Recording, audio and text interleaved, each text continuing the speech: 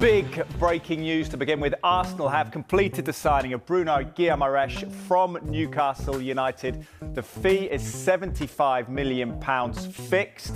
There is a 4-year deal for a player that turns 29 in November, plus a further 1-year option. Brazil international, 48 caps, 3 goals for his country, but most significantly, 4 years on St James's Park, where he's won the hearts of the Newcastle United faithful, bringing that first trophy since 1955 in terms of domestic silverware with the League Cup 18 months ago. And Bruno Guimarães has been such a big part since moving from Lyon 4 years ago of the club. And for Newcastle, joins now Sandro Tonali and Anthony Gordon and Kieran Trippier in leaving the club on a big summer change at Newcastle United. Sean Sturr and Alegi Bamba, big central midfield players, brought in for Newcastle to replace these players potentially, but very much at the outset of their career. Pierre-Emile Højbjerg linked, but Bruno Guimarães will reinforce Arsenal's midfield options alongside the likes of Declan Rice, Martin Zubimendi and Miles Lewis-Skelly in the heart of that midfield. 28 years of age, turns 29 in November, moves to Arsenal on a 4-year contract for £75 million. We've got some reaction from Bruno as well, who we know has been very respectful, Newcastle have said, and that's why they've allowed this signing to proceed. The former Newcastle captain saying, "I feel good, I feel amazing, I'm glad for the opportunity. Since the first time I spoke to Berta," that's Andrea Berta, and Mikel Arteta, "I was excited. I just felt inside of me that I need a new challenge in my life. And I think to be an Arsenal player is going to be an exciting challenge in my life. After playing 2 World Cups, I think I'm at the point of my life, I think I need a challenge like this. I want to win trophies, I want to make history, and I think I'm in the right place to do it. I'm so excited to start. We have tough games to play this season, so the squad is going to be very, very important, and I'm hopeful we can achieve our dreams." So he references Andrea Berta there. We've got quotes from Arsenal sporting director too. "We're delighted to welcome Bruno Guimarães to our club. Bruno is a player with great mentality and great quality who will bring strong leadership to our squad. With Bruno joining us, we are further strengthening the heart of our team. As we have all seen, Bruno can play as a defensive midfielder and as a box-to-box player. He combines quality with quantity and has provided goals and assists for his team every year. And Bruno will allow Mikel to further develop our playing style and will also increase our internal competitiveness, which is essential for maintaining the standards required when we are aiming to win major trophies." But what will he really bring to their midfield? The Brazilian, well, he excels both in chances created and retaining the ball, as Andrea Berta was saying there. He outperforms Martin Zubimendi in every category. Martin Odegaard remains the more creative of the two players. Plays further forward than him, though, doesn't he? But Guimarães once again outperforms him when it comes to winning fouls and recovering the ball.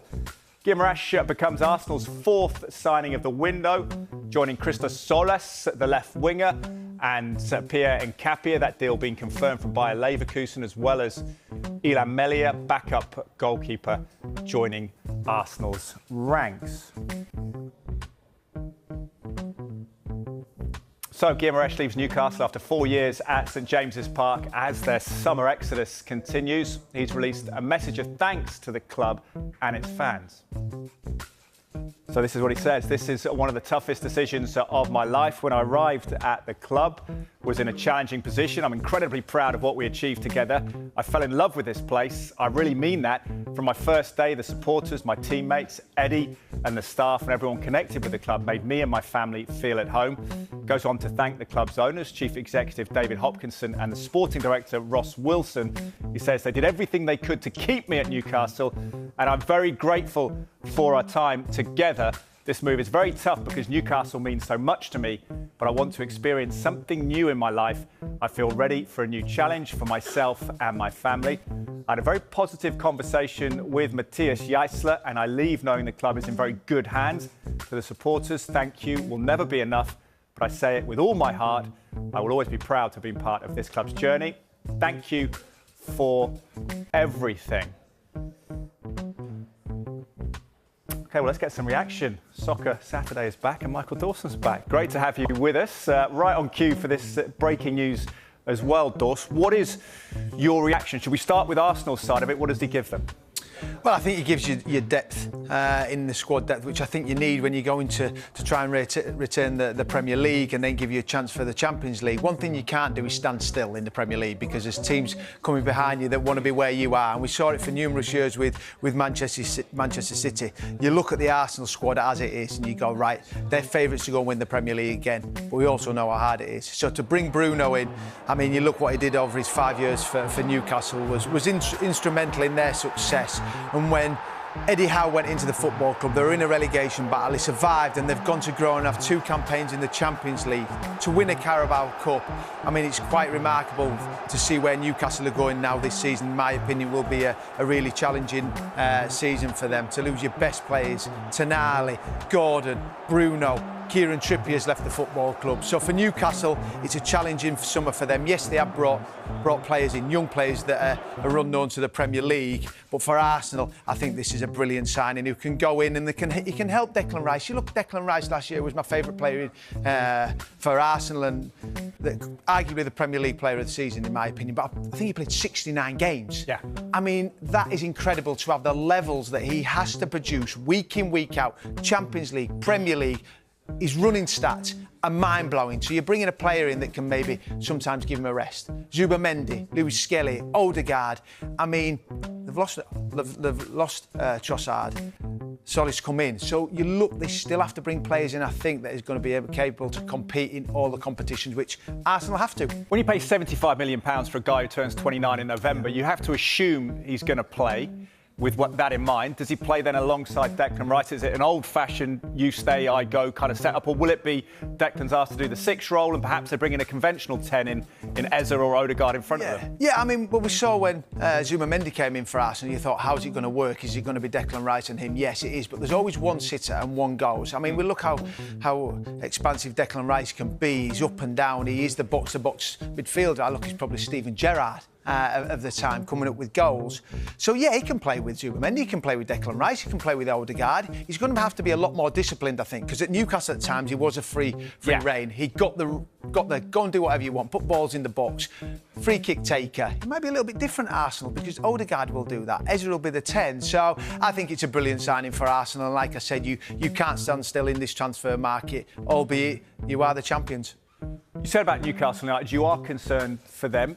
Is there a sort of counter-argument, if I wanted to be contrarian, that actually when he signed from Lyon 4 years ago, we weren't aware how good he was necessarily. I know he's a Brazil international at that point. Is there an argument maybe Sean Sturr from Ajax, maybe Elijah Bamba from Monaco, maybe they could in time replace him, or is that just being, I guess, fanciful? No, of course there can be, because you see players that come from different countries that maybe we go, oh, they don't know the Premier League, they don't know how challenges. It's an opportunity for these guys. But I just think you need that experience in the squad and on the pitch to help you. And if you lose an Anthony Gordon, Kieran Trippier in the building, I think is so important. And then you lose Tonali and lose Bruno.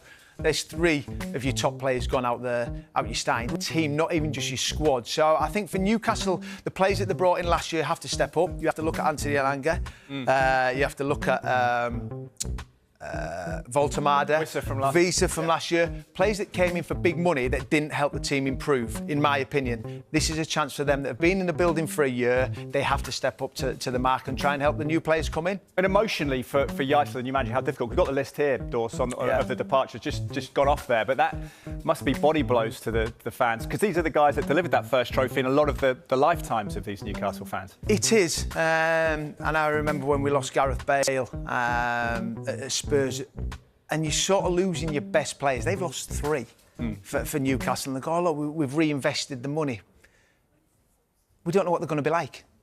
Lost the manager. I think you're losing Eddie Howe, who I think has been one of the best managers in the Premier League over the last 5 years since he's gone there. I am such an admirer of him.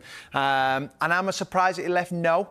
So it's a huge opportunity for the new managers to come in, but it's a big task because we talk about Newcastle. It's always been so positive for the last 2 or 3 years. New ownership, where they're going to take the football club. Yes, they've won a trophy. Yes, they've been in the Champions League. Now, the negativity around the football club, how do they please players deal with that? The players that are already in the building have to try and galvanise the new players and try and get this Premier League up and running and give them a chance to try and be a top 10. That's what their aim is this year. Has to be try and be a top 10. Can they do that? I actually don't know. I really don't. I think they're going to be a team that really struggles this year. I do. Like Spurs, like the last couple of years. No, that's not. I don't expect not them to struggle this year. But what, the last couple of seasons, could it be as bad as that? Yeah, it could be. I really believe that when you've had such a continuity in players and a manager that has led it, they've all been together, they've been united. And I just look at this Newcastle project at the moment, it's a little bit disjointed. Players leaving, your manager leaves.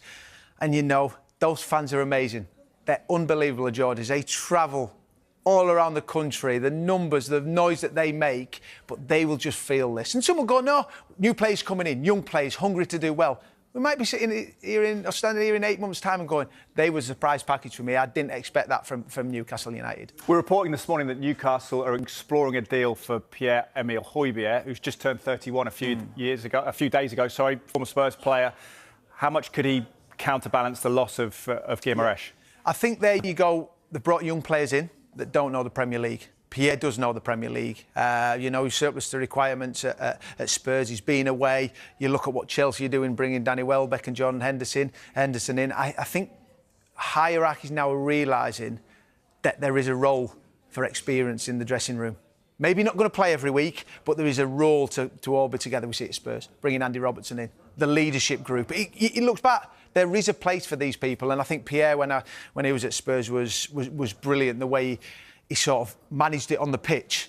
He did. He understands the game. You've got experience. You don't need to look to the manager for security. I'm in charge of this pitch, and I can lead and dictate. And I think that's what he would do if he went to Newcastle, to try and help the younger players. Yeah, let's hope if he does make that move, that makes an impact there. Quickly, want to ask you, Arsenal, they signed a central midfield player amidst the time when Manchester City possibly going to lose Rodri. Does this cement them as favourites?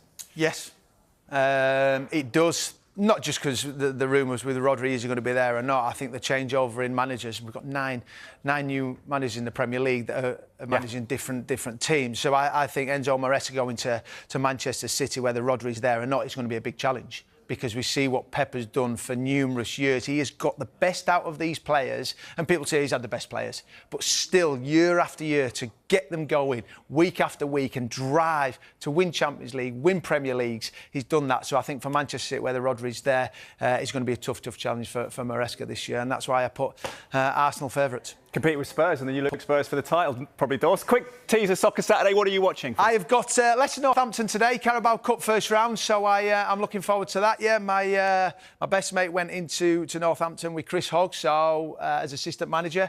Big game for them today, going to Leicester, which will be favourite in League One. Yeah, difficult time for Leicester, but hopefully they can rebuild this season. Michael Dawson, thank you very much. Appreciate it. A bit of extra work for you today.